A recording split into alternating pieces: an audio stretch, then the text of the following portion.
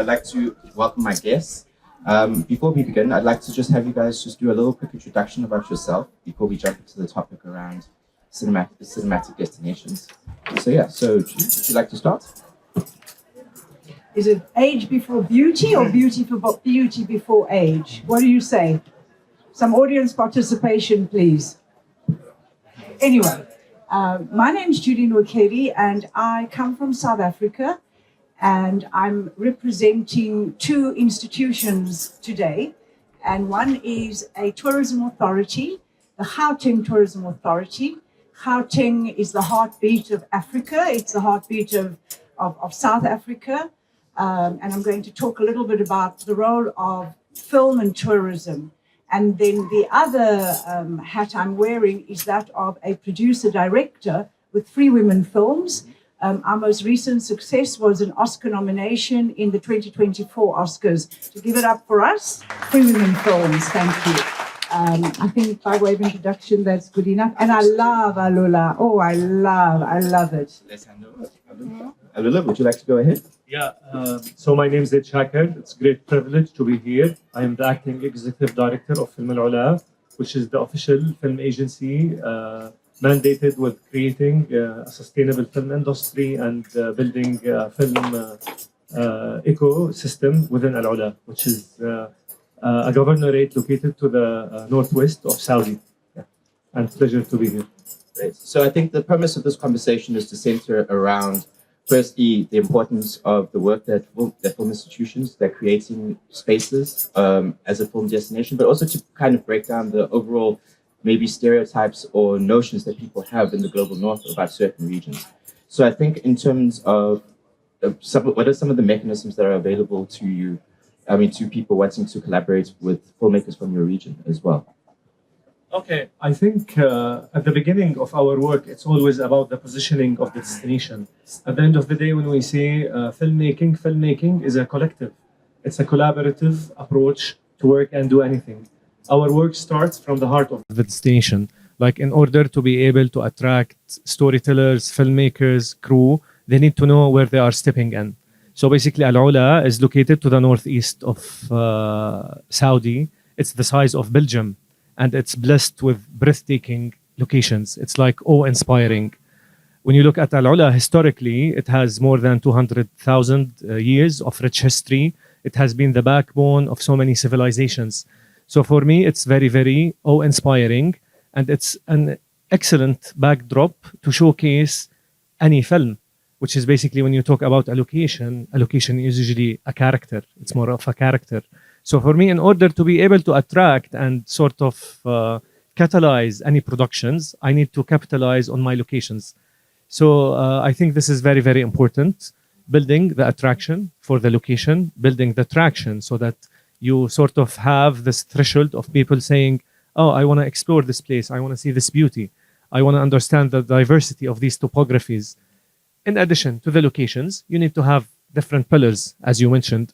One of which is basically the local crew, access to finance, and the infrastructure, which from our optics, it's something that grows organically. But I think the most important thing is the locations. I would agree. And I think for the South African context, South Africa obviously has a long history of production in the country, and has like quite an infrastructure in terms of soft funding. And I think Gauteng is growing in stature in terms of the able that is to support films, much like how KZN Film has in the past. But I think in terms of creating the story with Gauteng, as you say, being the heartbeat of South Africa, but of Africa, how important is it to talk about and create projects that challenge the notions and stereotypes of a nation that's from the outside? Well, I think in today's world where narrative determines the way in which people vote, first and foremost, we realize that the creation of content is fundamental in shaping how the other perceives you as a resident or a citizen. And so if we look at South Africa at the moment, for those of you who are aware of the challenges we are going through as a country, from two people in the world, and I don't want to name them because I don't want to invoke their energies into my space, but allow me to, if you just look at what America is busy doing to South Africa at the moment, and that is informed by a false narrative, and the narrative is around that we as South Africans are committing genocide on white South Africans, or AfroCannes in particular. Now, this has been informed by a particular narrative, and that narrative is curated by creatives, not by filmmakers that come to Cannes, or maybe some of them, but by content creators that have access to multiple platforms today. A plethora of platforms exist where you can distort reality. So the role of the filmmakers who come to a place like Cannes is fundamental. If you take Saudi, for instance, the perceptions of Saudi, you know, I've been going to Saudi for many years now, and to the Gulf states. So you can shape the way in which we perceive a country, its women in particular, or its men. So what the challenge is at the moment, and we always say, when you do business, film is about business, and you do business with people that you believe are going to cut a fair deal. So over and above the various instruments that are used to attract a filmmaker to a destination, there are multiple pillars, because let's face it, today you can shoot just about anywhere. You can shoot in studio, you can create content, you know, and part of the dilemma for the filmmaker today is, you know, do you go to the location or do you actually create the location? And there's obviously for us no substitute around going to the real location. So at the moment, South Africa, despite what certain countries are trying to do to us, to destroy our democracy that is very new, we are a vibrant country, and we are a democratic country, and we are a country that embraces diversity and respects sovereignty of state, because you are not going to shoot today in a war-torn, there are many war-torn zones, unless you're a photojournalist or a journalist. So the instruments that are created are pivotal.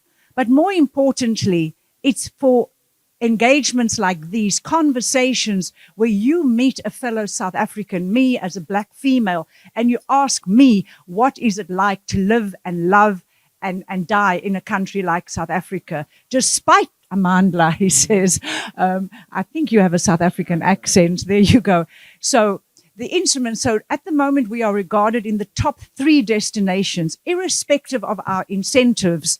And we could always argue for greater incentives, greater rebates, greater tax credits. What is, so we have the skill sets. We have a long history of filmmaking. Technically, we are regarded as amongst the best when it comes to technical. We have studios, we have crew, we have backdrops, we have mountains. And I say, you know, it's not just about the beach and the mountains. And I always say in tourism, do not give me a picture of a lion. Do not give me a picture of a rhino or an elephant or a hippo. Those animals are there. They've been there. They will always be there. Come and meet the spirit. And that's the power of film. It actually creates you at a cultural level, at a heritage level, at a historic level. And it's people to people. So the instruments, so in South Africa, we have, in some instances, depending on the province, so in the Western Cape, and most people want to go to Cape Town, a beautiful, beautiful place where I'm actually, well, I come from another beautiful place in the Eastern, it's the Eastern Cape. And so, you know, and so the film commissions and the tourism authorities in some jurisdictions, they won. So it's a film commission, it's a tourism authority, and it's national parks and recreation. Because let's face it, sustainable tourism is all about protecting the biodiversity of the country and the region. And of course, South Africa is very, very rich from a paleontology point of view. It is the home of womankind, mankind, humankind. So we also have to protect our rich biodiversity. And I'm sure you realize I could speak forever, but take the microphone away from me. No sweat. I have some more questions for you, especially around the production in South Africa just now. But I think in terms of the positioning of the Gulf region and its willingness to collaborate with major players in the film industry, major sustained countries, but also its new space that it wants to come into and create new spaces and collaborate with new territories. How important is it for countries in the Gulf to also start reaching out to places such as Africa and create, like we have seen with the terms of the institutions like the Red Sea and Doha Film Institutes that have created, but in terms of the actual film commissions and how important is it to start reaching out to these new regions and creating the opportunities to collaborate with other markets within the industry? It's very important, and it's the reasons why we are here. And as you mentioned, these platforms like the Red Sea Film Festival and all of these platforms, at the end of the day, the topography of the film industry is never changing. It's continuously changing, and at the end of the day, everything is shifting.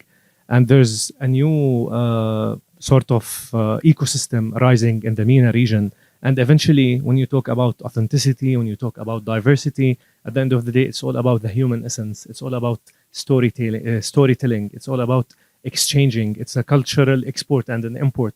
So basically for us, we are very, very excited to all prospects, whether it's from Africa, whether it's from Bollywood, whether it's from, let's say, Hollywood or Europe. So basically, I think it's very important to diversify. And also whenever you have collaboration in your approach of productions, this is new platforms, this is new genres. I always look at the Japanese sort of storytelling mythos. When we talk about films such as Yojimbo or films like Seven Samurai, myself, I can go forever talking about Japanese cinema, but the films of Akira Kurosawa, a genre called Chambra, it was taken by the West, and so many of their films has been sort of remolded into Western cowboys. For example, Seven Samurai became The Magnificent Seven, Yojimbo, Fistful of Dollars. So even the cultural backdrops can be mediums where we can have dialogues, we can have communication. So for me, at the end of the day, when I see, for example, The Lord of the Rings and the impact it have made on New Zealand, this can be happening to so many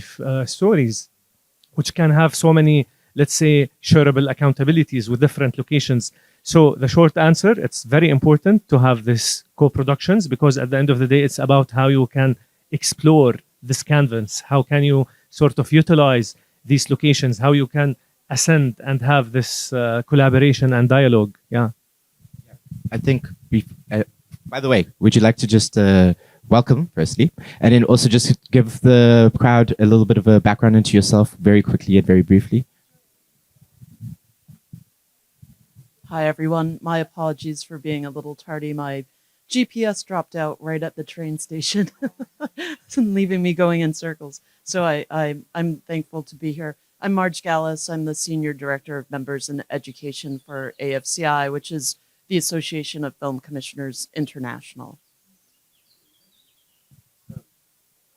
Just to jump back into you, you spoke quite extensively about how upskilled and skilled the South African film industry is. And actually, it is very prominent in terms of the productions that it does for international films, and especially in destinations such as Cape Town and the Eastern Cape, and now KZN, even Gauteng.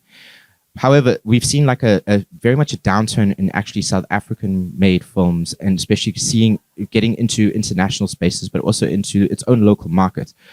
In terms of collaborators, in terms of what more can outside filmmakers who are coming to co-produce with South Africa, but not looking just to shoot their films there, but also actually work and support the films that are being made there, because obviously to access most of the soft funding in the country, you need to be able to it needs to be firstly a South African filmmaker, and obviously the more work is done there. What are the ideal kind of partners that you would want to see coming in to work in those spaces? It's a difficult question and an important question. Film, like any other industry, it's about business, and it's about the value chain. It's about procurement. It's about supply chain. And we talk about, so your first enabler has to be ease of access to get to the destination.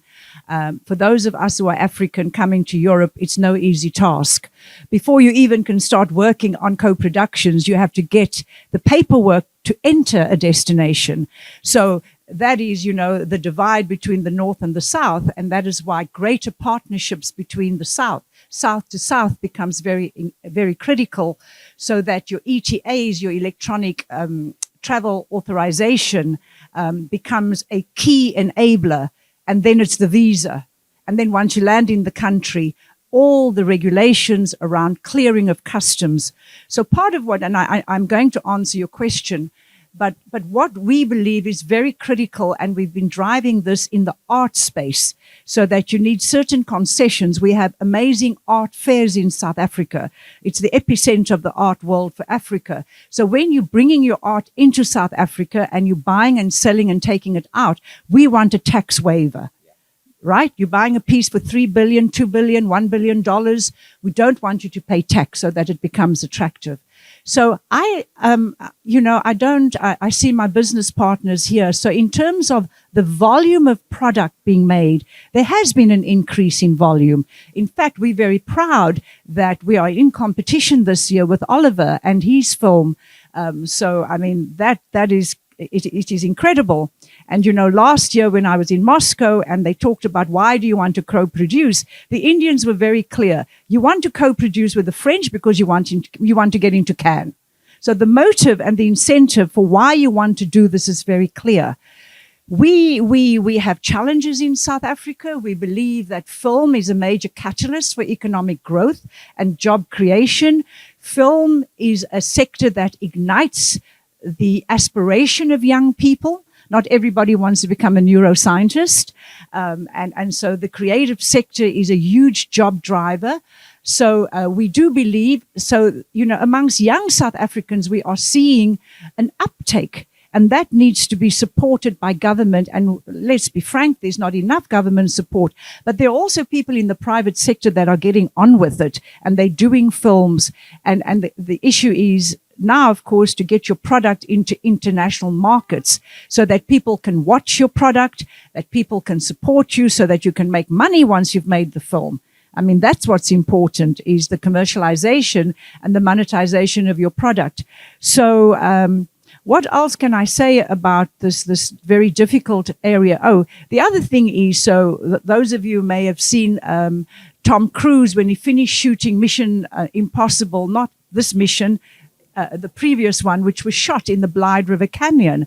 And he, all his crews were booked. It's in Mpumalanga, one of the most beautiful parts of South Africa. And that's become very famous as a backdrop. And he, of course, then made another very powerful South African mantra, something that defines us as a people, when he talked about the spirit of Ubuntu. And that then became a mantra globally, because Tom Cruise created that when he said, what I loved about the people in South Africa was just the spirit of Ubuntu. I am because of you, and in you I see me, and I see me in you. So yes, more can be done. So we need the collaboration.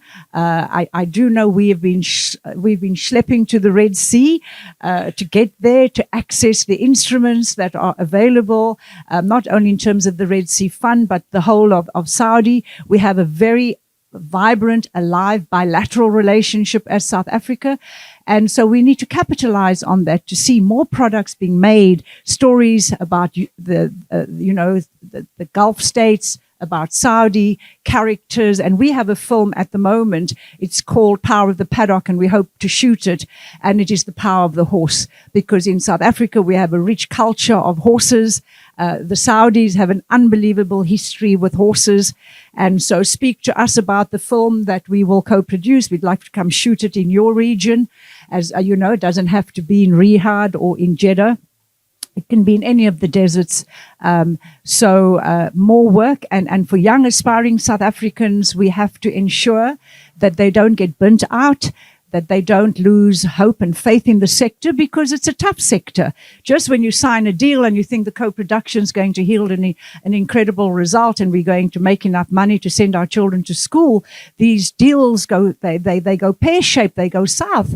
And it's really around finding the right partners that you can stay the course, make your first film, make your second film. I mean, that's what's been incredible about De Niro and Scorsese, and just look at that partnership of collaboration. It's not 1 decade, it's 2, it's 3. And that's what we have to build in South Africa and across the continent. Okay. Yes, I would like to add on to that. I think in the development of incentives for film commissions, there is the opportunity to work in incentives that would enable the studios to help build and foster that workforce development. So providing that level of financial support to the studio, they in turn give back and help develop either locations where training can take place, develop programs where there can be interns or individuals that would learn on set throughout the duration of the shoot. So I just wanted to add that as another way of finding the ability to enable that training and that uplift of the local talent. Especially, question for you actually, in terms of now with the global landscape, you know, America being such a big contributor to co-production across the world, especially over the last couple of years, shooting in different locations. We're now seeing the globe and overall the global landscape changing politically in general. We're seeing a lot more countries and territories move towards the right. And obviously, as we know, the first thing that gets cut by government spending is the arts when these places are happening. What are some of the initiatives, or how, if you had like a call to action, and to not just the film industry, but to the government institutions, importantly, that are watching at a space like Cannes, what would you like to see? Would you like to also see maybe how important is it as a federation of film commissions to then band together and make sure and solidify the opportunities that exist? I think one thing that we always encourage, one thing that we always encourage the film commission members that we have is to really do a lot of very specific reporting on the economic impact of production that's coming in, how many people were hired, how many hotel rooms were utilized, any types of auxiliary spends that happen throughout, lumber, car rentals, all of those types of things. There's so much money that comes into a community when a film is shot. So being able to really illustrate the benefit and value, and being able to illustrate the workforce, the level of talent that is available and the people that are continuously working in the region, as well as the types of businesses that support production. So if you have camera rental companies, or other types of stages, other types of facilities, highlighting that spend that's coming in. I think for governments, it's important to realize that production, any type of arts, but especially production, since that's what we're focused on, provides an opportunity for tourism, for people to understand more about the culture, for the world to come to your community because they're inspired by what they see. So that's going to bring more economic value to supporting the arts and those types of endeavors. I think, Zaid, for you,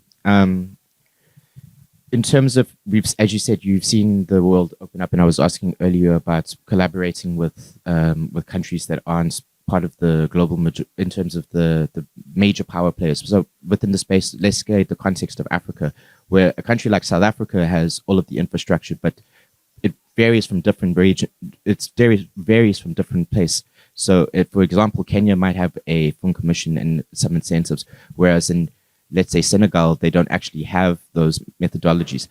What type of spaces and mechanisms are you creating to be able to have filmmakers collaborate there as well? Yeah, I think right to your point, it's basically the incentives. Like basically, our approach into designing incentives is very fluid and it's producer-centric. So basically, you're a producer and you want to shoot in Saudi, you want to come to Al Ula, in addition to the rebates, which is basically we operate them within the umbrella of the national requirements. We have more autonomy on the incentives. So basically, I can help you incentivize whatever you can help me with. So basically, what I'm trying to do and what our focus is right now is sort of honing and upskilling the local community to introduce local crew. Because the crew force is one of the most important things that we need in order to master the pillars of having a sustainable film industry. So basically, why should you come and shoot in Al Ula? You should come and shoot in Al Ula because I can provide you access to these incentives, which I will design them right with you so that you can have this benefit. In addition to this, I think it's also the cinema culture. The cinema culture and the culture of film is very, very important. So the more productions you attract, the more the local residents and the more the population can interact safely and in a very nice way, so that the visitors, when you have sort of let's say a part of a production that has been sort of inclusive and they have been used to where they shoot all the time, you don't want them to feel alienated or isolated or feel they are trespassing when they come to a place that is bespoke or have its own specifics. So the more it's a 360 approach into fine-tuning your local force, into sort of building and strengthening your approach to the culture of cinema. It's sort of having this organic take into how you upskill your infrastructure and whatnots. Yeah. If I may too, the government is very supportive of Alula. So all of the staff have been very well trained. And that's something that's worth pointing out in relation to your question about what can governments do to support the arts, be supportive of the individuals that are working to bring the productions in so that they're fully aware and trained and knowledgeable about what they need to do to help the producers. Yeah, and if I may echo back or feedback again, it goes back to your comment. So basically how we have the support of the government, but at the end of the day, the support of the government is not something like it's taken. You have to prove, you have to show that there's circularity to economy. So what you mentioned about the economic assessment and the economic impact, this is very important. And it's very, very integral to how we sort of make sure that we always have the government buy-in, because at the end of the day, this is public funds. So for me, I need, when you talk about film, it's a whole circular industry, it's economy at play. So basically, when I have a production, there are so many indirect spend happening at the destination. There's so many sort of lines that are impacted by this. So basically, it's being attentive to all of these details. Yeah. So I think would you like? Are we wrapping? Almost. One last question before we maybe also want to put, if there are any members of the audience that have some questions, maybe just start ideating and then we'll wrap in a couple of minutes. I think the challenge really is around, the big players and the independent players. One can't lose sight of that, the duality, so that productions will go ahead irrespective of government support. And we have numerous examples of incredibly successful products. I think it is when the sector sits together, and that's the challenge that we experience in different parts of the world. So you look at your government departments responsible for the creative sector, then you look at the owners of the platforms, and we know the controversy going on there at the moment around streamers.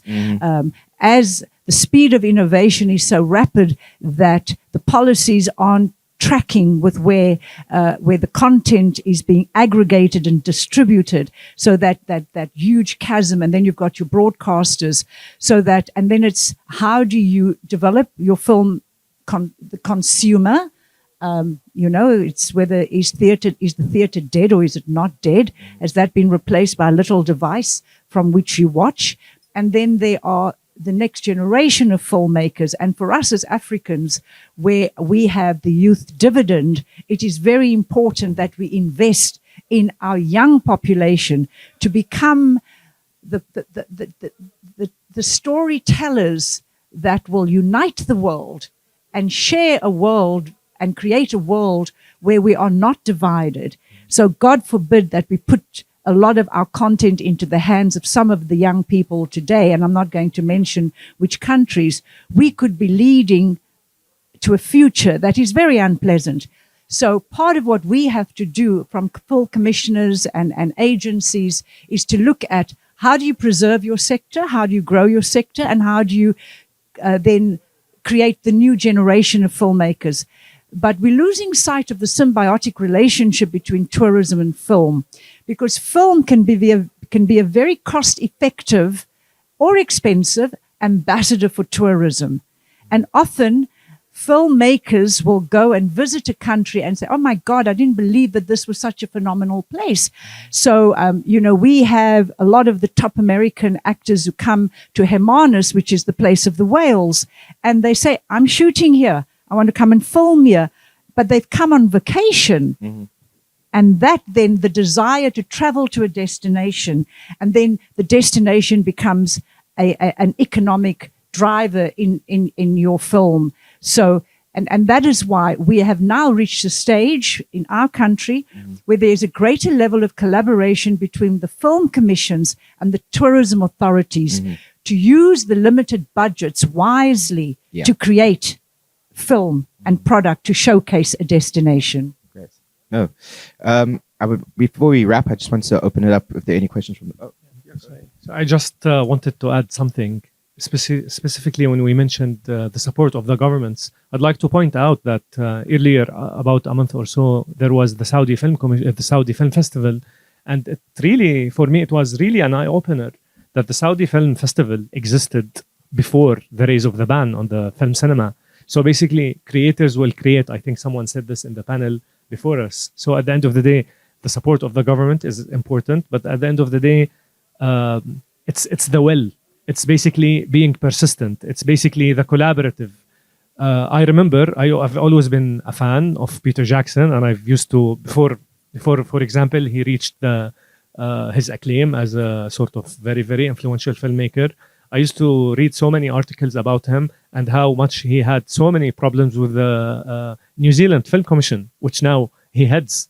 Yeah. So basically, a storyteller, a filmmaker is a creative, and a creative is a troublemaker by instinct. So basically, it's very important to have this own drive into making change, into making films. At the end of the day, I love Japanese cinema. I have to go to Japan to see what's happened and make this film. So basically, when you say, for example, what are you doing about co-productions? It's not only about what I am doing. It's about your threshold. You should come and you should see. You should be open to visiting different destinations and explore, because if you don't explore that this is possible, it might never happen. I don't know if we have any questions from the audience, but if not, I would just like to thank all my participants. Any questions? Any questions? No? All right. Thank you. Shoot, friend, shoot. Sorry. Really appreciate it. I got to get in the beginning and the end. I was really intrigued on the Saudi issues that you raised here. How do you see the next 5 years going for these kind of co-productions? I mean, Saudis are investing in African films, they're investing in, Arab films, which are all dynamic and beautiful, but it seems to be that the challenges of these co-productions aren't as present. So how do you see that facilitating itself?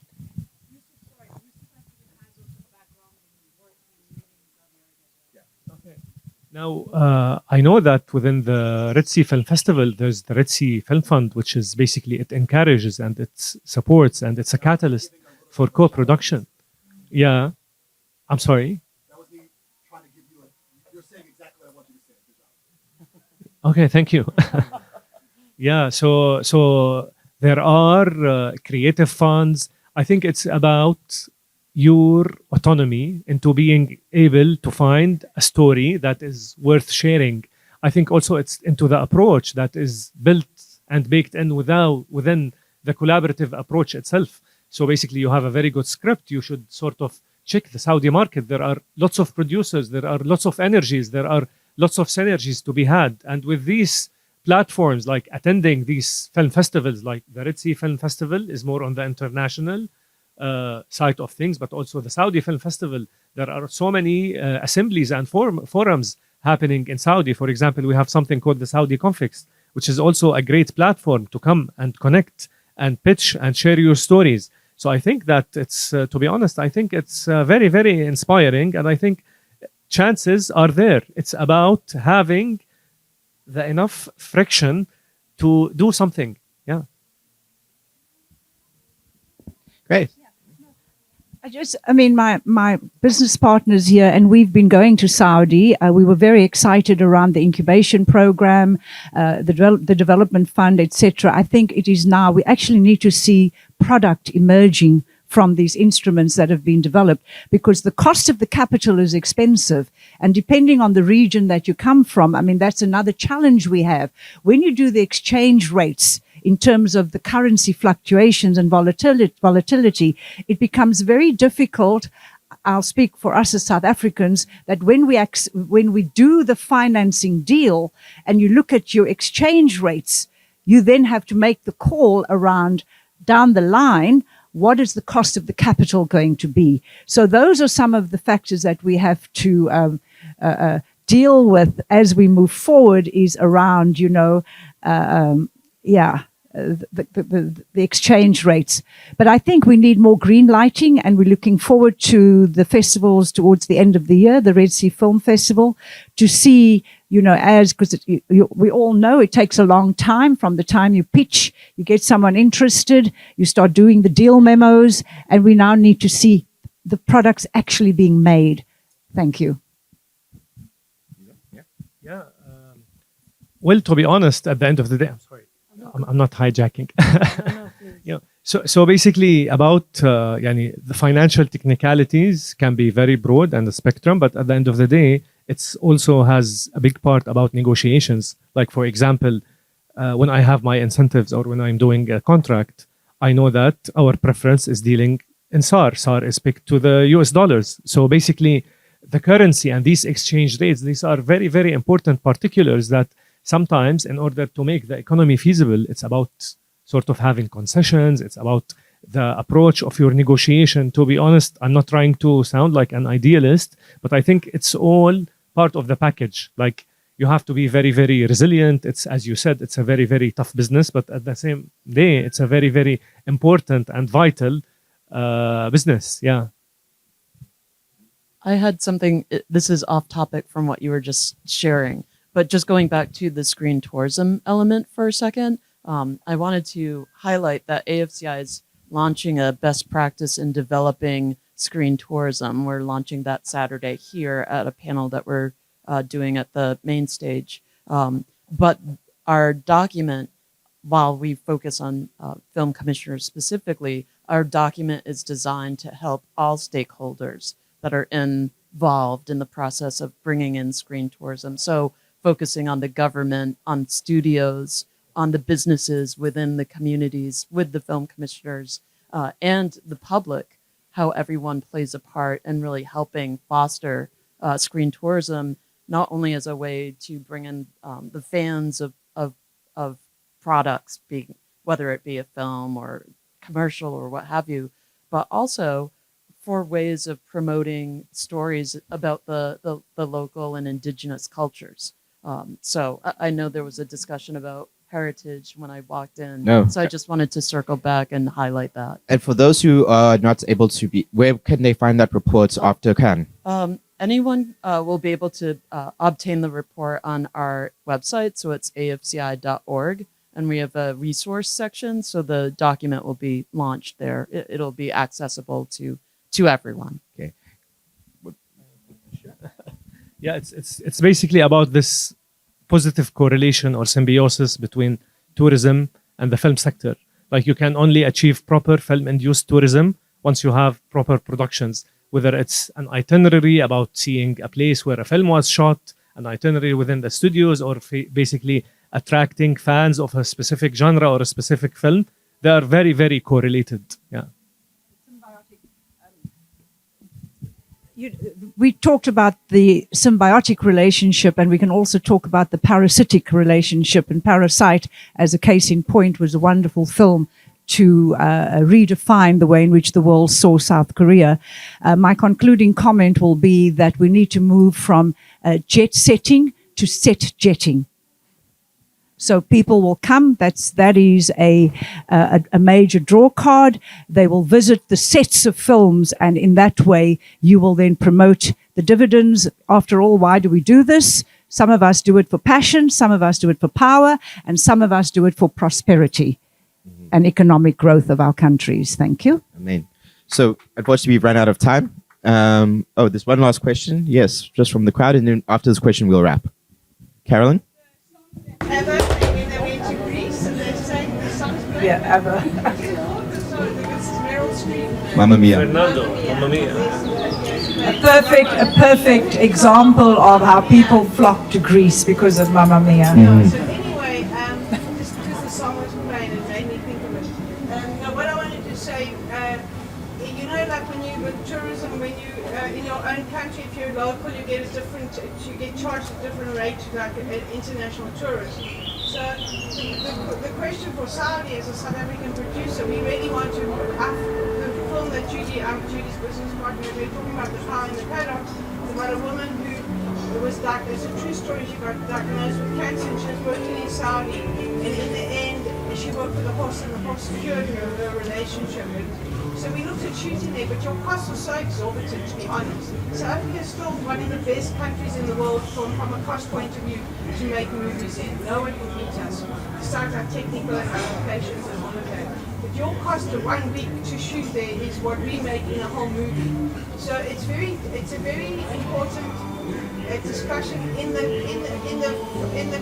costing of it on a South-to-South relationship, and as a sort of, let's call ourselves third world or whatever, that when we come to work with you, we can get some form of a concession. So it's not just a 40%, because you need a higher concession. You know what I mean? Actually, if I may, just the first part. Yeah, I understand. I just want to explain that the rebates and incentives offered by Saudi, they entail 40% of rebate, which is this 40% itself. It can be elevated to 50% based on specific costs associated with local Saudis. On top of this, there's another 10%, which is the incentives. And also, it depends, like if you want to do cost matching about shooting in Jeddah or Riyadh or Al Ula, every destination or every location has its own sort of pricing match point. We don't offer cost matching, but what I'm saying that if you have sort of an expert of reading through the budgets, which is also, this is part of the services we offer, like whenever we have a co-production or a producer's coming or asking about rebates or incentives, we do offer insights on how they have sort of formulated their budgets and how much their numbers make sense in terms of the actual spend. Yeah. Great. Thank you very much. Thank you to all the participants and the panelists, and to the AfroCannes for hosting us. Thank you very much.